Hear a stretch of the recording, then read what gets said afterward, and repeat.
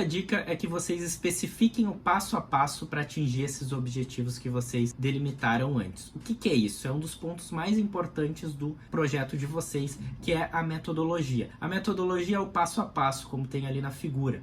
É como vocês vão fazer aquele trabalho. O verbo ele tem que estar no futuro. Às vezes eu já vi isso errado, que vocês pegam de estudos já realizados e colocam em verbo no passado. Na metodologia para o projeto, o verbo tem que ser no futuro. É aquilo que vai ser feito ainda. E esse termo método deriva do grego meta, que significa objetivo, e odos, que significa vida ou caminho. Então é o caminho para vocês atingirem aquele objetivo que vocês descreveram antes. 3 itens importantes aí da metodologia. Tem que ter uma descrição detalhada, se possível podem referenciar outras metodologias. Um estudo que usou a mesma metodologia ou algo similar, é importante que vocês referenciem para não parecer que vocês tiraram a metodologia do nada. Às vezes sim, vocês têm que desenvolver uma metodologia para o trabalho de vocês, mas usualmente ela é baseada em algo que já tem na literatura. E o terceiro ponto primordial é que ela seja reproduzível. O que é isso? Aquilo que vocês escreveram, alguém na China, no Japão, deve ser capaz de reproduzir a mesma pesquisa seguindo aquele passo a passo. Por isso que no projeto ele tem que estar detalhado e bem descrito para que tenha essa reprodutibilidade. Se uma pessoa na China, no Japão, nos Estados Unidos não conseguir reproduzir a pesquisa de vocês, ou mesmo um colega de vocês não conseguir reproduzir aquela pesquisa, é porque a metodologia não está bem descrita ou bem definida. Alguns pontos importantes que devem conter a metodologia de vocês. O tipo de estudo que é, se é um estudo de acurácia, de qualidade de vida, de revisão, se é um estudo populacional, observacional, intervencional, enfim. O tipo de estudo tem que estar bem claro ali. Se é um relato de casos, se é uma revisão de literatura, isso tem que estar descrito na metodologia. A gente tem alguns guias para reporte de protocolos também.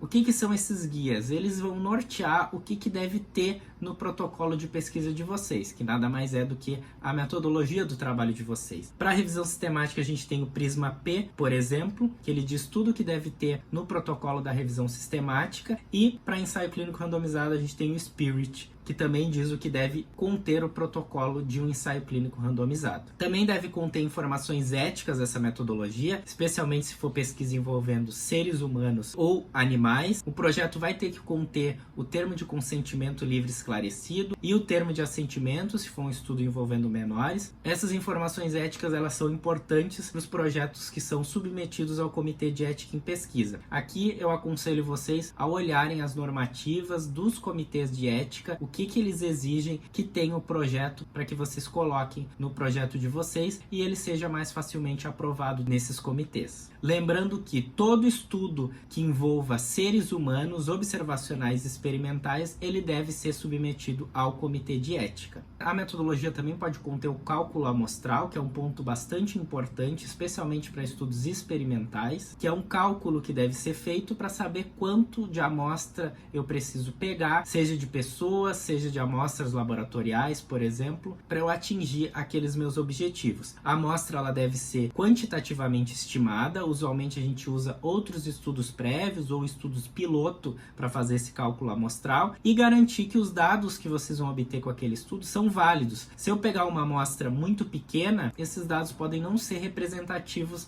da população geral e pode comprometer as conclusões de vocês. Da mesma forma, se eu pegar uma amostra muito grande, posso estar submetendo pacientes desnecessariamente a uma intervenção. Por isso que é importante o cálculo amostral. Não é adequado uma amostra muito pequena que vai comprometer as minhas conclusões, assim como não é bom uma amostra muito grande que eu vou estar submetendo pacientes a uma intervenção desnecessária ali. E esse cálculo ele deve ser baseado em vários parâmetros, incluindo os desfechos que vocês vão analisar, especialmente o desfecho primário. Aqui tem um exemplo de um problema que pode acontecer se a amostra for pequena demais, que usualmente acaba sendo o erro mais comum. Eu ter uma amostra tão pequena que os resultados fiquem comprometidos. Na estatística, a gente chama esse erro de erro tipo 2, que é a probabilidade em eu aceitar a hipótese de nulidade quando ela é de fato falsa. O que é estatisticamente significativo acaba se tornando insignificante. O que eu quero dizer com isso? Eu vou comparar dois grupos. Os dois grupos têm uma amostra muito pequena, a tendência é que eu não encontre diferença entre dois grupos. Traduzindo essa informação para vocês, eu tenho dois grupos sendo testados com uma amostra muito pequena. Na verdade, se eu fizesse cálculo amostral, eu precisaria ter 60 pacientes para cada grupo, eu estou usando 20 pacientes em cada grupo. O que pode acontecer? Eu usando 20 pacientes em cada grupo, posso não encontrar diferença entre um grupo e outro e dizer, por exemplo, que eu usar o medicamento X, eu tenho o mesmo resultado que eu usar o medicamento Y. Quando, na verdade, se eu estivesse usando uma amostra adequada de 60 pacientes para cada grupo, eu ia evidenciar que o medicamento X reduz muito mais a mortalidade dos pacientes do que usar o medicamento Y. Isso é o que a gente chama de erro tipo 2. O que é estatisticamente significativo, eu vou mostrar como não tendo diferença entre esses grupos. Na metodologia também é importante que tenha critérios de elegibilidade, isso sendo um estudo clínico, até mesmo um estudo de revisão. Vou ter que ter bem claro quais são os critérios de inclusão e exclusão para que eu tenha mais homogeneidade na amostra que eu estou analisando. Evitar esses outliers. O que são esses outliers? É um termo que a gente usa em estatística para valores extremos, que estão destoando da média. Então eu tenho que dar uma homogeneidade para minha amostra, para ela ser o mais parecida possível, seja em população, seja em estudos que eu vou estar incluindo, seja em pacientes, se for um estudo clínico, por exemplo, para eu ter menos heterogeneidade, eu ter uma amostra o mais parecida possível para que aqueles resultados sejam replicados depois. Um ponto importante dos critérios de exclusão é que muita gente simplesmente pega os critérios de inclusão, inverte eles e coloca como de exclusão. O de exclusão não é isso. Ele deve adicionar características que vão tornar a amostra mais heterogênea. Por exemplo, pacientes do sexo feminino entre 20 e 30 anos, como critério de exclusão. Eu posso excluir os pacientes que sejam do sexo feminino nessa idade, mas que estejam grávidas, por exemplo. É um critério de exclusão que eu estou adicionando uma característica para aquele critério de inclusão previamente estabelecido. Ali tem um exemplo de inclusão de crianças com má oclusão, excluindo aquelas que têm uma fissura lábio-palatina. Estou adicionando uma característica para aquele critério. A amostragem, pessoal, ela tem que ser representativa do tipo de estudo. A gente tem a seleção probabilística e a não probabilística. A probabilística é aquela aleatória, que é a mais indicada, que é aquela que aleatoriamente vai ser definido a amostra da população daquele estudo.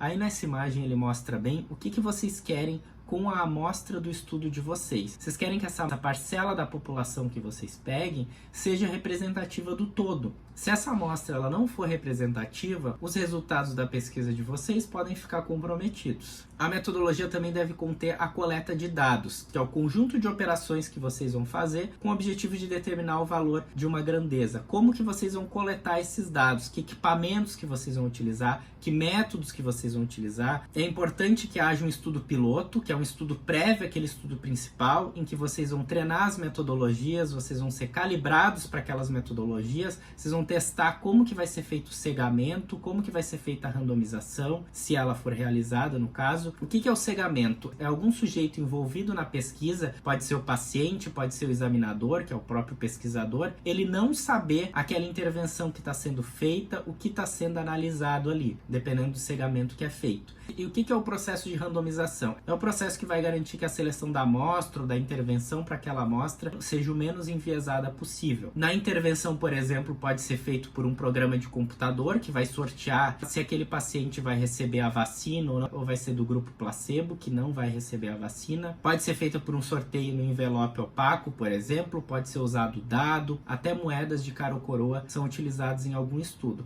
O mais comum hoje, o melhor a ser utilizado hoje é uma randomização por computador. E na metodologia também deve conter como que se espera analisar aqueles dados que vão ser coletados. Descrever as variáveis, vão ser qualitativas, se vão ser quantitativas. Descrever se vai ser feito uma estatística descritiva ou inferencial. Como que vai ser verificada a normalidade dos grupos. O tipo de distribuição, a hipótese estatística que vai ser utilizada, enfim. Alguns parâmetros estatísticos que devem estar no projeto de vocês. Eu não vou entrar em detalhes de estatística nesse vídeo aqui agora, mas o que é importante que vocês saibam na hora do projeto? Que vocês olhem estudos similares e vejam quais as estatísticas que estão sendo utilizadas, que vocês já podem prever utilizar essas estatísticas também no trabalho de vocês. E um outro item que também pode conter no projeto são os resultados esperados. O que é isso? Muita gente tem dúvida no que são esses resultados esperados, mas o próprio nome já diz. O que se espera a partir da pesquisa de vocês? Que resultados que se espera alcançar? A gente pode ter alguns indicadores para isso. Por exemplo, eu espero demonstrar que um produto é melhor do que o outro, é um resultado esperado. Eu espero publicar tantos artigos, eu espero realizar as etapas da metodologia, eu espero apresentar esse trabalho em congressos, enfim, é o que vocês esperam para aquele projeto de pesquisa que está sendo feito.